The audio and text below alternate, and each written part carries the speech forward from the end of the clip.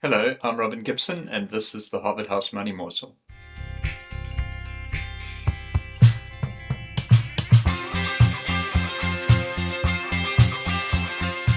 Welcome back. Thank you for joining us again. Don't forget to like and subscribe and click the bell so you get a notification when we release a new video.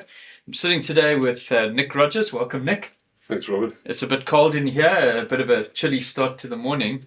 And the other thing that's chilly is relationships between India and Trump. I see he kind of got a little bit upset with India. Now they're on 50% tariffs, so way worse than us. Yep. There's a whole issue around oil. So, Nick, can you maybe just fill us in on what's going on in the background here and what's really driving this whole process? Yeah, so there's a lot of behind the scenes macro, like there's three major drivers of this, and it's oil. The US are the largest exporter of energy in the world, gas and oil. So they're looking for more imports. Obviously, their deficit is what is driving these tariffs, the widening deficit. So they're trying to find revenue from every corner of the world to bring that down. And so if you can buy oil from America, it helps. India are the third largest crude importer in the world. Okay. But what's happened on the oil side is since the Russians and the Ukrainians went to war, India has been buying Russian oil, and then they've got two refineries in India, and they've made billions by buying cheap Russian oil, refining it in India, and then selling it out into the world. So the Ukraine war on the Russian side has actually been funded by the West almost paying back to Russia for oil in many respects. So it doesn't make sense from that side on a conflict side. The second side is Trump is trying to get the Ukraine and Russian peace talks done. He wants the war over, and so there's pressure on Russia that if it's fueling or if it's filling their coffers, if you can cut the source of that, which he's trying to do as well, he's putting massive pressure on India to stop importing. Whether that happens or not, we'll see. Yeah, sure. So, I mean, in terms of this, so really, we've got a group of people who are exploiting the Russian sanctions from the rest of the world just to make money, and I guess that's really putting money back into the hands of the Russians from that point of view, and just fueling the war, which is then happening on the other side. Why do you think Trump is so keen to really get this Ukraine story sorted out? I mean, what's the economic story there, Nick? Well, look, I think part of the energy crisis that came out of the war, Russia was supplying Europe with a lot of its gas, and they become reliant, especially Germany. And what's actually happened through the war is that America then became the largest exporter. So in many respects, America has benefited tremendously from the war. But I think Trump wants there's a split down the middle in global superpowers. That's basically what's going on. And Ukraine fall on the west. Russia's obviously with China and that faction. And so the world has effectively been polarized by the latest sort of tariff war. America is fighting for global supremacy. So they've been number one for probably since after World War II. They overtook the British.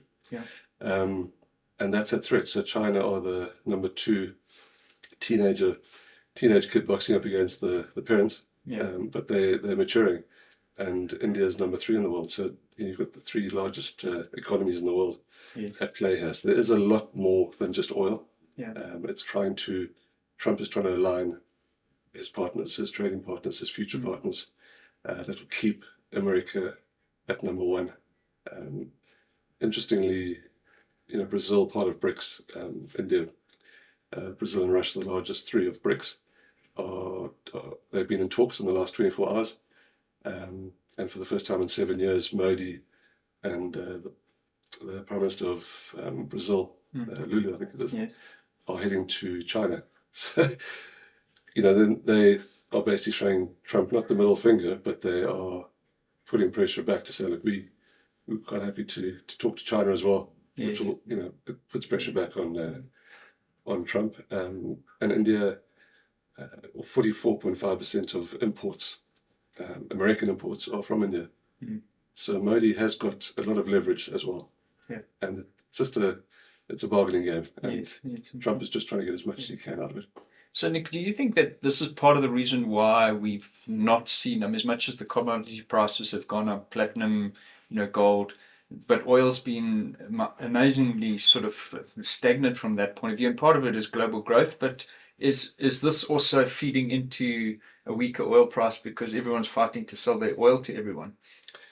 Look, the big issue with Trump's tariffs is they're inflationary, full stop, and we haven't seen that inflation coming through. And I think there is a concern. Michael wrote about it, I think, last week.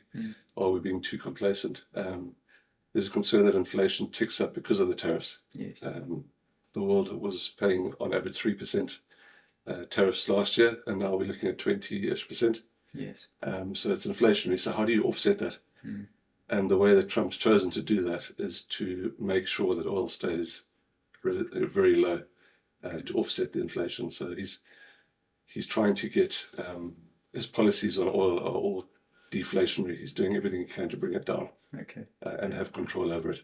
Yeah. So if he can control the oil, he can control the price in many respects.